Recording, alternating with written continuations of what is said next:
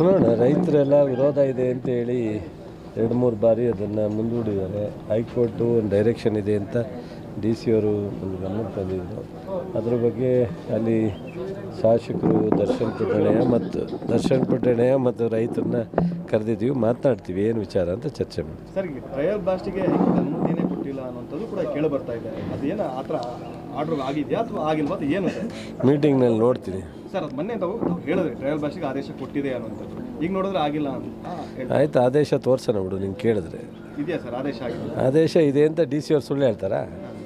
ಆದೇಶ ಆಗಿದೆ, 6 ತಿಂಗಳೊಳಗಡೆ ಮಾಡಬೇಕು ಅಂತೇಳಿ ಕೋರ್ಟ್ ಆದೇಶ ಆಗಿದೆ.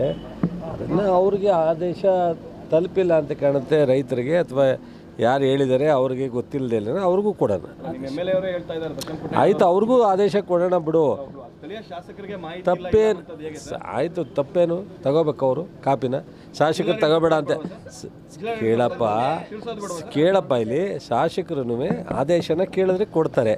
ಆದೇಶನ ಕೇಳಪ್ಪ, ಆದೇಶನ ಯಾರೂ ಹಂಚಲ್ಲ, ಕೋರ್ಟ್ ಆದೇಶನ ಯಾರೂ ಹಂಚಲ್ಲ.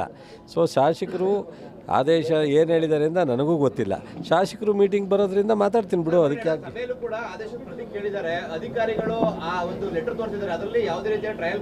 ಆಯ್ತು, ನಾನು ನೋಡ್ತೀನಿ ಇವಾಗ ಮೀಟಿಂಗ್ನಲ್ಲಿ ಆದೇಶನ ಸ್ಪಷ್ಟವಾಗಿ ನೋಡ್ತೀನಿ. ಅದು ಇದೆಯಾ ಇಲ್ವಾ, ಏನು ಆದೇಶ ಇದೆ ತಿದ್ದುಕೊಂಡು ಆಮೇಲೆ ಬೇಕಾದ್ರೆ ನಿಮ್ಗೆ ರಿಯಾಕ್ಷನ್ ಕೊಡೋಣ ಬಿಡು. ನೆಕ್ಸ್ಟ್ ಯಾರು ಪಾಪ ಅವರು ನನಗೆ ಭಾಳ ಬೇಕಾದ ಸ್ನೇಹಿತರೆ. ನನಗೆ ಅವರು ಟಿಕೆಟ್ ವಿಚಾರದಲ್ಲಿ ನನ್ನ ಇದಕ್ಕಿಲ್ಲ, ವ್ಯಾಪ್ತಿ ಇಲ್ಲ.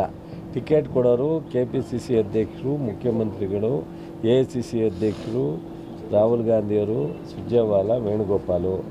ನಾವು ಅವ್ರ ಹೆಸರನ್ನ ನಿಮ್ಮ TVಲಿ 10 ಸಲ ಹೇಳಿದ್ದೆ. ಯಾಕೆ ಡಾಕ್ಟರ್ ರವಿನೂ ಒಬ್ಬರು ಆಸ್ಪರೆಂಟ್ ಇದ್ದಾರೆ ಅಂತ. ಪಾಪ ಪಕ್ಷದಲ್ಲಿ ಭಾಳ ದಿವಸದಿಂದ ಇದ್ದರು.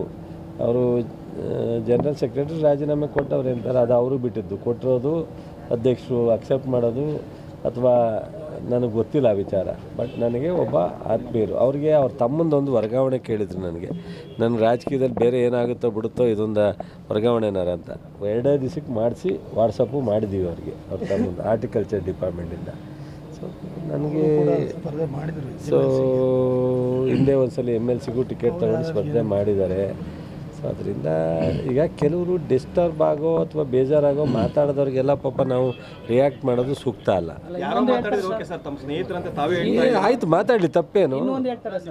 ಕುಮಾರಸ್ವಾಮಿಗಿಂತ ಜನಪ್ರಿಯತೆ ಇಲ್ಲ, ಆ ಟೈಪಲ್ಲೇ ಈಗಲೂ ಆಗ್ಬೋದು ಅಂತ ಹೇಳ್ತಾರೆ. ಆಯಿತು, ಮಾತಾಡಲಿ ಬಿಡು, ಒಳ್ಳೇದಾಗಲಿ.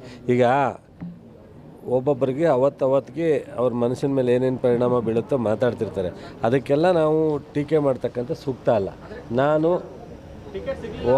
ಒಬ್ಬ ಸ್ನೇಹಿತ, ಅವ್ರಿಗೆ ಅವ್ರ ಇಚ್ಛೆ, ಅವ್ರ ಪಾರ್ಟಿಲಿ ಅಧಿಕಾರದಲ್ಲಿ ಮುಂದುವರಿಯೋದು, ರಾಜೀನಾಮೆ ಕೊಡೋದು, ಸಕ್ರಿಯ ರಾಜಕಾರಣದಲ್ಲಿರೋದು ಅದು ವೈಯಕ್ತಿಕ ವಿಚಾರ ಅವ್ರದ್ದು.